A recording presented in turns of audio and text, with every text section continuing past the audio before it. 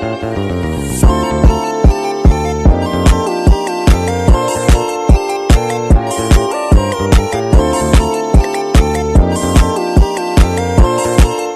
saya Francisca Afrila Bahagia. Saya dari kelas 11G. Di sini saya akan menjawab soal ekonomi dengan 3 pertanyaan. Pertanyaan nomor 1 yaitu adalah Indonesia adalah salah satu negara yang mendukung pengembangan UMKM. Namun bagaimana menurut Anda pengaruh kemudahan masuknya barang impor murah terhadap keberlangsungan pengrajin lokal? Pertanyaan nomor 2, apakah kebijakan proteksi seperti tarif atau kota masih relevan di era digital saat ini? Pertanyaan nomor 3, apa strategi yang harus dilakukan UMKM agar bisa bersaing internasional atau ekspor? Di sini saya akan menjawab 3 soal dari soal ekonomi tersebut.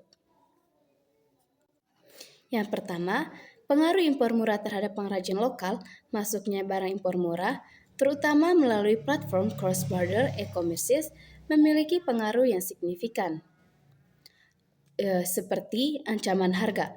Pengrajin lokal sulit bersaing secara harga karena barang impor seringkali diproduksi secara massal dengan biaya tenaga kerja atau bahan baku yang lebih rendah. Berikutnya, penurunan omset.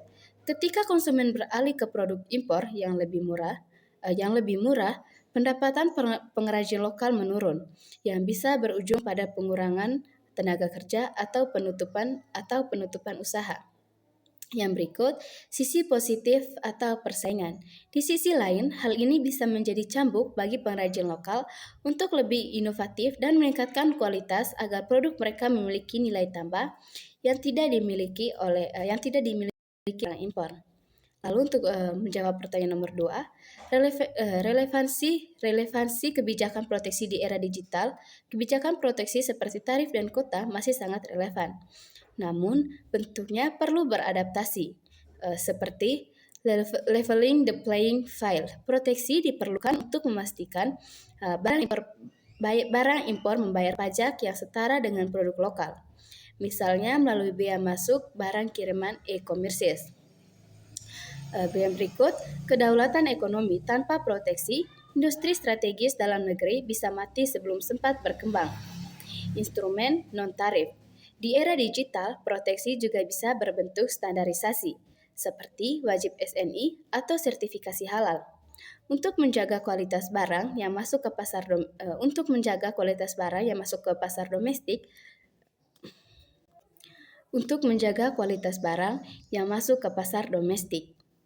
Lalu untuk menjawab pertanyaan nomor 3 yaitu strategi UMKM agar bisa bersaing pasar internasional atau ekspor.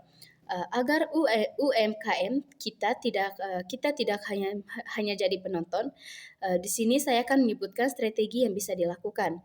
Yang pertama, digitalisasi dan branding. Memanfaatkan marketplace global dan media sosial untuk membangun brand awareness yang kuat. Produk harus punya cerita atau storytelling. Yang berikut, peningkatan kualitas dan sertifikasi. Memenuhi standar internasional atau ISO, organik, fair trade, dan lain-lain, agar bisa masuk ke pasar negara maju. Yang ketiga, riset pasar. Memahami tren dan selera konsumen di negara tujuan.